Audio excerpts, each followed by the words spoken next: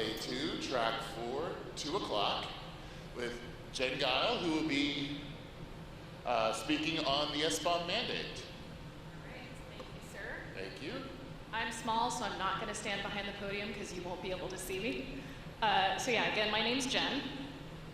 And a quick overview of who I am, why I'm here talking about this.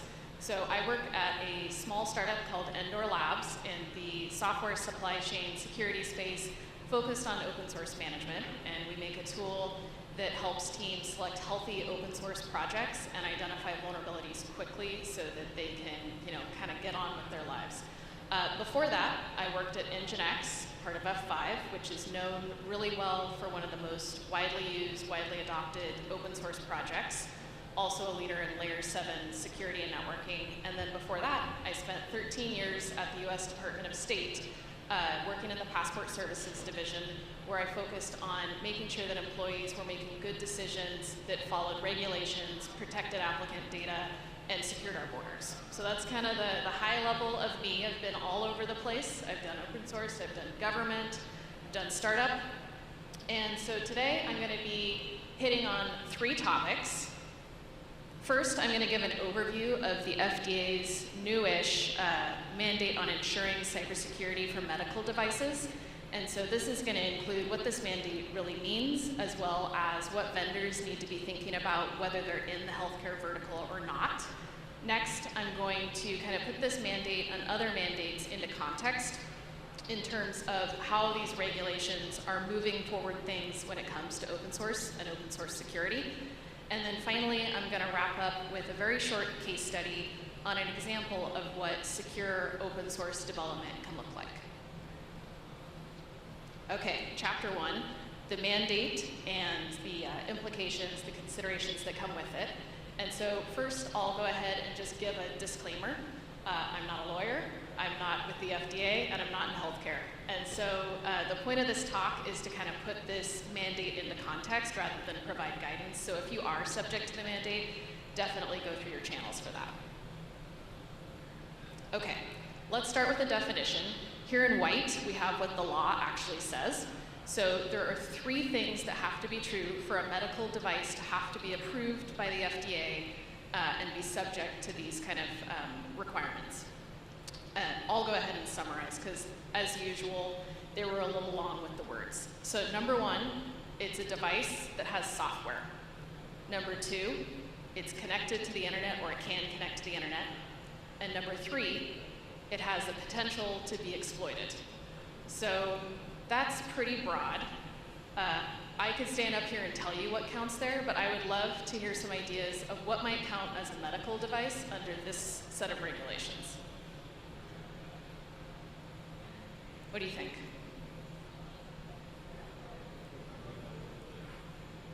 Maybe a Fitbit. Maybe a Fitbit, yeah, exactly. If your heart monitor is on your watch, often those are FDA approved. What else is a medical device? Pacemaker could be if it connects to the internet. X-ray machine, insulin pump, monitoring devices. So this is a really broad set of potential devices that are covered by this regulation. I've got some pictures here. We hit on the important ones. So the thing to understand is this does cover lots of different devices, and these devices are in all probability also in all kinds of other industries that you wouldn't think of when you think of, healthcare and cybersecurity of medical devices. Okay, so that's what it applies to. Now we'll take a high look at what the regulation itself is. And so again, I'm gonna do some summarizing here. The green are my kind of summarizing headers to kind of give you the TLDR, and the white is what's in the law. I'll get into each, but before I get into each, I want to talk a bit about why the FDA did this. So the healthcare industry experiences really high attack volumes, and with the proliferation of devices as part of medical care, there is definitely the possibility that those devices can be targeted in attacks and lead to poor outcomes or even death. So there's a ton of FUD going along here. And so what the FDA has done with this regulation is they have essentially acknowledged that an SBOM by itself is not adequate. And that's why I call this an SBOM with teeth, because they've gone ahead and added the requirement for secure development practices, as well as mitigation plans to deal with vulnerabilities, breaches, etc. So starting first with secure development practices, what the law says is they have to design, develop, and maintain processes and procedures to provide a reasonable assurance that the device and related systems are cyber secure. It's a mouthful. What does that mean? Well, in terms of considerations, you want to be breaking all of these into two areas. Who needs to be involved, and what kind of things do you need to be adopting? So in terms of who to involve, key players at a minimum are going to be your developers, your platform ops, or platform engineers, and your cybersecurity team. And so obviously with developers, that's going to be the people who are ultimately responsible for putting these procedures and processes into place. They have to be bought in with this. Platform engineering, these are the people building the platforms, acquiring the tools. They're going to be able to enable our developers to leverage secure development practices and potentially even give them tools that they're going to use for these practices. And then of course with IT security, this is going to be the group who has to be able to articulate how did these practices that we put into place actually make the device more secure. So these three groups should be working together to outline these policies, procedures, processes that the law requires. What I've gone and done on this slide is brought together three that you should be thinking about, whether you have to uphold the law or not in this case. So the first two go hand in hand. We have SALSA and SSDF. These are frameworks to help you integrate security into the software life cycle process so that it's that whole shift left mentality. And then the last one, of course, zero trust is going to be an important component here. It's in a ton of mandates already. A lot of organizations are requiring it. It can get a little buzzwordy, but I promise it actually is valuable. With the never trust, always verify type of requirements that zero trust have. So these are three areas you'll want to be considering when you're setting up a secure development program. The second part, and the more obvious, that's in more of the regulations these days, of course, is the SBOM, or Software Bill of Materials. And according to the law, it has to include commercial, open source, and off-the-shelf software components, so everything. I've been in a lot of talks so far this week that have talked about SBOMs, and SBOMs typically get described as what? Like an ingredient list, a grocery list. There's, I think, some skepticism about the value of them. And so I'm here to tell you a little bit throughout this talk, and especially right now, about how you can actually make those SBOMs more valuable and actionable.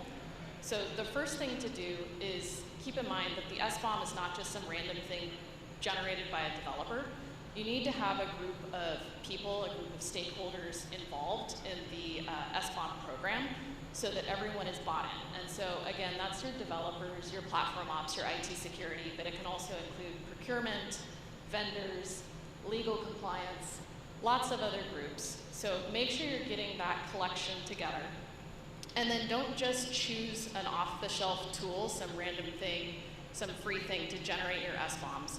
You want to be upholding three considerations here that I'll talk through that are three common mistakes or missteps, either way you want to look at it, that we see at Endo Labs. So the first, and this kind of aligns to the concept of garbage in, garbage out, is you need high quality data in your SBOM. And you said, Jen, of course you do. But what we tend to see is most SBOM tools, they're just scanning the manifest. And the problem with scanning the manifest is not all dependencies are going to appear in the manifest. This is what we call a phantom dependency for open source. You may look in the README and you may see, oh, I actually have to install these other three things in order for this piece of software to work. And so what you want to be choosing is an SBOM tool that can see beyond just the manifest to make sure it's collecting all of those dependencies. The second thing that you want to be thinking about is, what is my customer, whoever that may be to you, could be internal, could be external, what are they going to do with this document? Well, in all probability, they're going to take that SBOM and they're going to use it in parallel with a national vulnerability database. And what's going to happen, it's going to light up a whole bunch of potential vulnerabilities that may or may not actually relate to your packages, because not every vulnerability can be reached within your packages.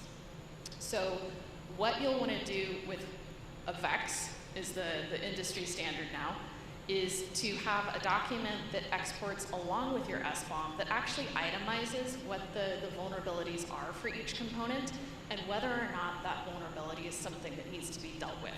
If you do this up front, this is going to save you massive headaches when it comes to that research that would be necessary to actually go in and find out what, are these vulnerabilities actually problematic. And then the third area, again, kind of has a little bit to do with process, kind of has a little bit to do with tools. Often when an SBOM is generated, it's a JSON file that gets tossed in a SharePoint library, never to be seen again. And so, is it useful if you generate it once and then archive it somewhere? Not so much. And so what you need to have is some kind of an SBOM hub where you can easily store, analyze, and update those documents easily. So everything's in one place.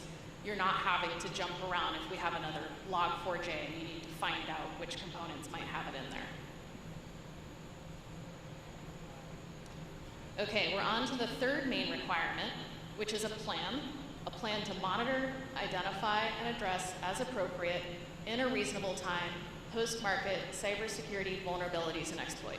Again, another mouthful, but what they're looking at is timely patching, so that kind of normal patch cadence that you should have in general, and then those out-of-band emergency patches for severe vulnerabilities. So considerations when it comes to a mitigation plan. This is all about management, and management is not just tools, again, it's people. And so you'll want to be bringing in, again, your developers, your IT security team, your platform engineers, but also your legal and compliance team, because they're the ones who are going to have to be reporting these vulnerabilities either to your customers, to the government, whoever it may be. So the first area that we suggest thinking about in this category is software composition analysis, or SCA. But the thing that you want to be aware of with SCA is that most tools produce lots of false positives. So it says that there are a lot of vulnerabilities there that aren't actually problems, or they can produce false negatives. And so you have one of two problems occurring. Either your development team is spending all their time chasing all these false negatives and they're pissed off at you, right?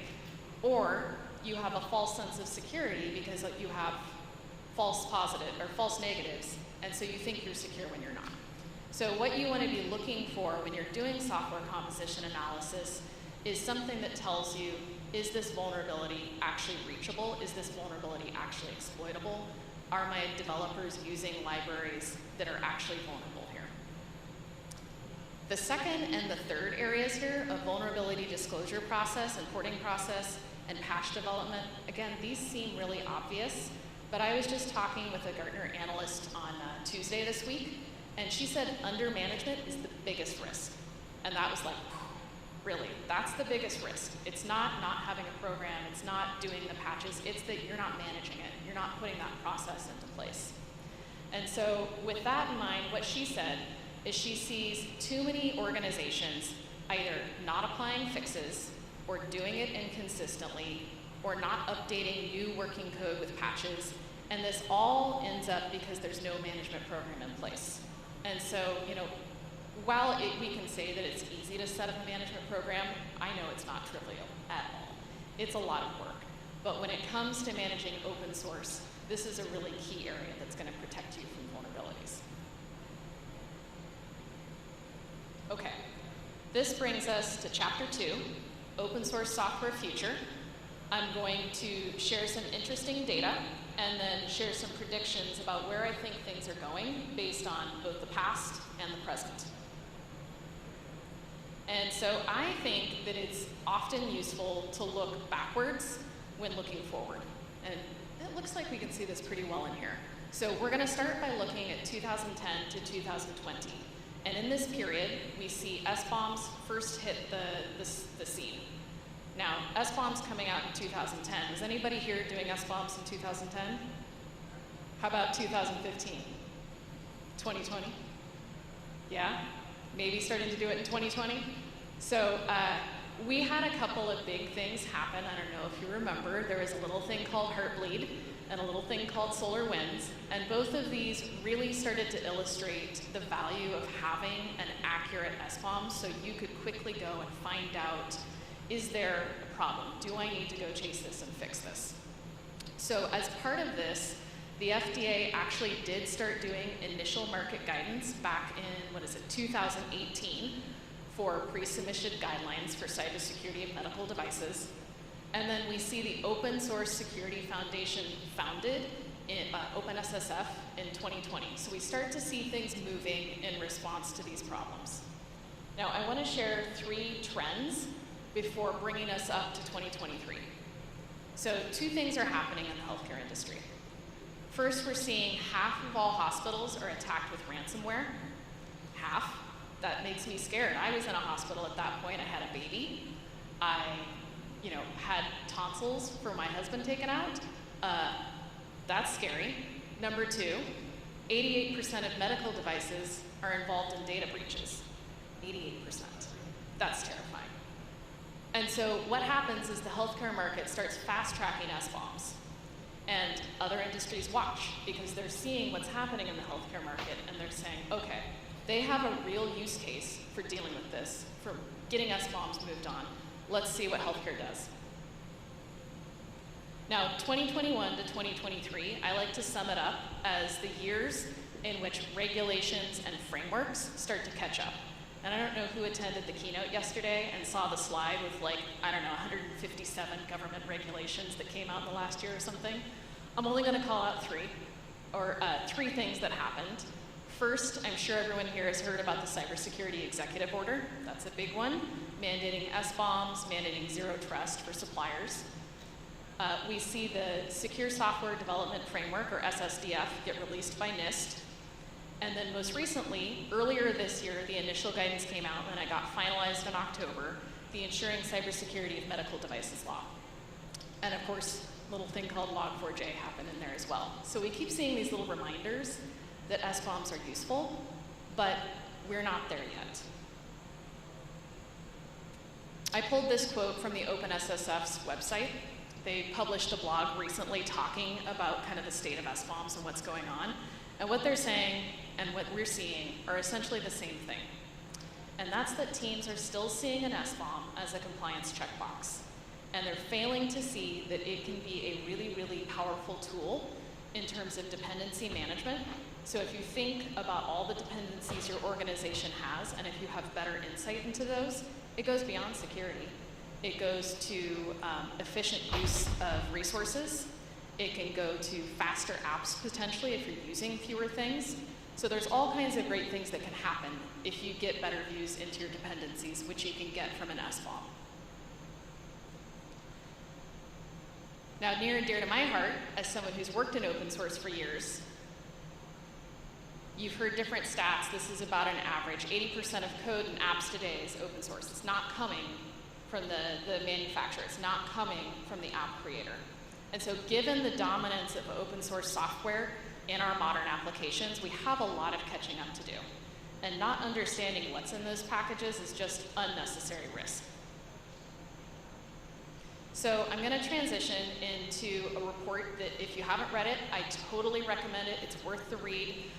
It's from the Linux Foundation on SBOM and cybersecurity readiness. Pure gold. The first finding I'm going to share relates to whether organizations are considering changes because of that cybersecurity executive order. And what they did here is they broke the respondents voluntarily, these people self-sorted, into SBOM innovators, so those are the bleeding edge people, SBOM early adopters, that's kind of like in the middle, and then you can figure SBOM procrastinators is a good word for I'm dragging my heels. So what we see here, and what's notable to comment on, is the audience for this survey was incredibly diverse, both in terms of roles, so these are not just security people, there's lots of development people in this audience, and they're not just government verticals, this is all over.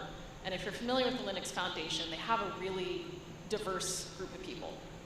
So of all these people, almost all of them said that they were considering a response to this executive order. And because of this diverse pool, we know that most of these people are not going to be required to uphold this order. They're not government suppliers. They're doing this because they're seeing the direction the policy is going. Now, the second piece of data that I'll share relates to what respondents thought were the top 2 things that they could do to protect their software supply chains. Coming in a close number 1 and number 2, we have vulnerability reporting systems, which can include SCA, and we have SBOMs. And what I think is important about this report, and I touched on it earlier, is they called out that having these 2 things integrated is key. So being able to get that visibility into both of these things together rather than on 2 separate islands from 2 separate teams is going to be a huge decision maker, a huge change generator for organizations. And then again, as someone who spent years working with developers, this one makes my heart sing. They said the top benefit that they saw for adopting SBOMs is that developers get a better view into their dependencies. Not security, not compliance, not licensing, it was developers. And that made me happy because, as I showed you a couple slides ago, the general consensus is that people still don't get the value. But this is telling me that we're moving in the right direction, that people see it. All right, 2 more charts to close out the data dump. Both of these are going to be showing the correlation between open source software and adoption of SBOMs. And so this first one, they just simply asked, what's your organization's perspective on open source software? And what we can see is that kind of teal long bar, those SBOM innovators, the people who are most on the cutting edge of SBOMs, they're the ones who are most likely to be using open source. And then also is interesting, the very bottom option is we don't use open source software. You'll notice who's not in that response group. Those innovators are not there. Now the second one, it's kind of a lot to look at, but what they're asking here is what is your organization's dependence on open source software? And again, it's segmented by SBOM adoption. And so we can see that big peak up at the top. That's our SBOM innovators saying they are largely dependent on open source software. And so we definitely see a correlation here between use of an SBOM and use of open source software. And I do want to be clear, I am not here to tell you open source software is bad or risky. It's fantastic. Many governments have mandated it, organizations mandate it, because it can enhance security, because you can inspect that source code, because you can fork it and customize it, but you still need an open source management program to make sure it's being used responsibly. Now for my predictions. The first of which is around SBOM maturity. So in that Linux Foundation report, the top thing that the respondents said was a problem is that there was not maturity and standardization with SBOMs. They weren't sure what they should be providing, how often, who's going to use them. Like, it's one of those things where you know you have to do it, but you're not sure if you're doing it right, which is tough. And so my first prediction is we're going to see industry and regulators starting to tighten this up, starting to define what does it mean to do an SBOM well, and then the industry starting to adopt those standards, and then vendors starting to make tools that make it easy to do the right thing. So that's prediction 1. Prediction 2, I ended up on a Darwin track here, natural selection. We're going to see natural selection with open source projects. So with this requirement to have more reliable dependencies, developers are going to become more selective about the projects, the libraries that they choose. And what that's going to force is open source developers to make those projects more reliable, more transparent. We'll get there in a moment.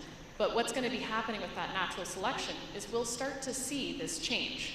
When people know what the risk is and can see it easily, they're going to make a decision. No developer wants to select an open source project that's going to make their app fail. I promise you. So if they have that visibility, they will make good choices. And third, on this Darwin track, we will see evolution. We will see open source software projects leveraging secure development practices like I was talking about earlier, and I'll talk about a bit more, and they'll become more transparent and more accountable. Now, it is worth saying that this is not easy, as you all here well know. And so what could be an outcome of this is that projects that are being care and feeding done by a company or a foundation, they may have a leg up here, and it may be a little bit harder for those all volunteer-based open source projects to make it. So it'll be interesting to see what happens with innovation, and if companies invest more resources in developing open source, TBD. Okay, chapter 3, the case study.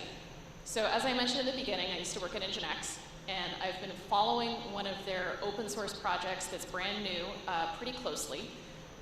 You can take the girl out of Nginx, but you can't take Nginx out of the girl. So it's a Kubernetes project called Nginx Gateway Fabric. And what they've been doing is their engineering team has been following secure development practices. And I like this case study because it illustrates that developers absolutely can do this when they have a model to follow and a reason to do it.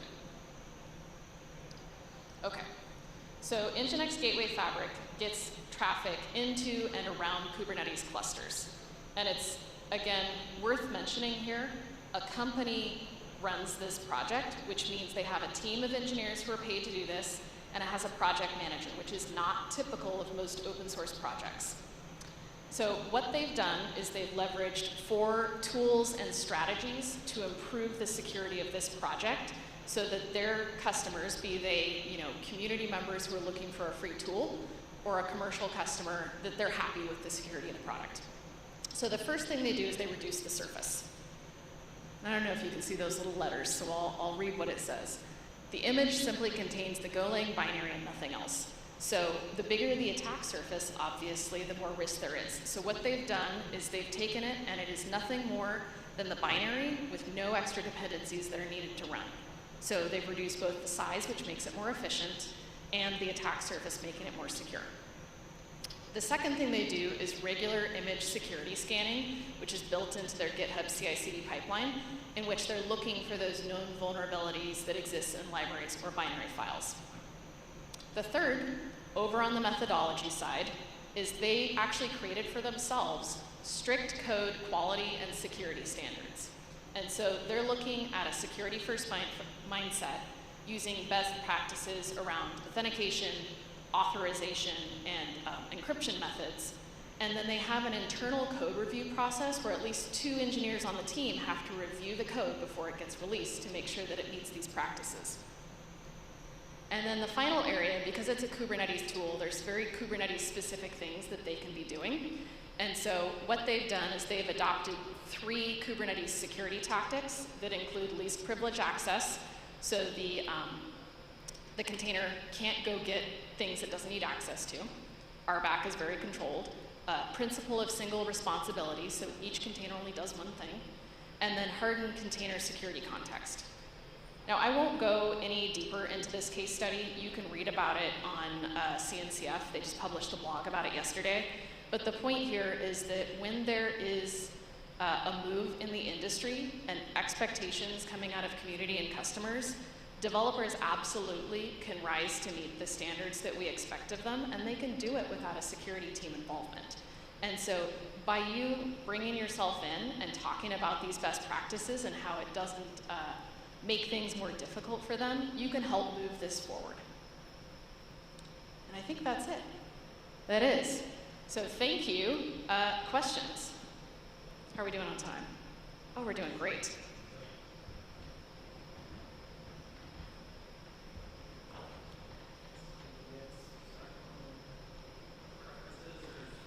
Well, so the question is, which SBOM tool do I like? I work at Endor Labs, which makes an SBOM tool. Can you guess which one I like? So Endor Labs does SCA with reachability analysis and then automatically generates an SBOM based on that and a VEX based on that. And so what you're getting is that kind of trifecta that I was talking about, where you have not just an ingredient list, but it's your ingredient list with your vulnerabilities with it.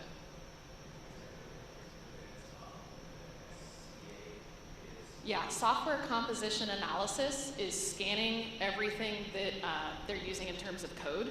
And so it's going to look at all of their libraries, binaries, etc. And it's going to go out, traditional SCA does this, go out and find out which ones are vulnerable. What are the problems? What Endor Labs does differently is they then, because that can produce a lot of false positives, they have a special sauce that reduces that down to the ones that are actually reachable by somebody who would exploit. Because a lot of times when you're using open source, you're not actually using everything from an open source library, right? You're just kind of picking and choosing. But that's not the way SCA tools look at it. They just kind of assume you're using the whole package. Sorry? We are the only ones that do that, yeah. There's others that are kind of looking at it, but that's what got us our Series A.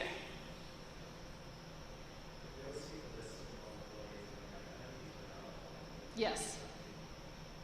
Yeah, so you can go through with your vulnerabilities. You can choose the ones that are reachable, potentially reachable, or unreachable, and you can see the difference, and it can drastically reduce it. Sir? Sorry, I can't hear over the HVAC. I'm going to come back here. Oh, the emerging curl vulnerability. I just read about it on, what was it, Wednesday? So that is something that you would be able to detect with a tool like that. So, I'm sure people who are using curl, knowing they're using curl, they're furiously looking through their SBOMs right now. If they have automation built in, then they should be able to find that quickly.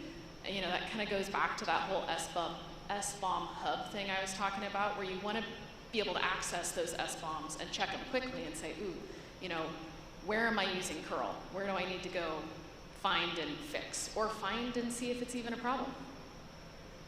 Good question.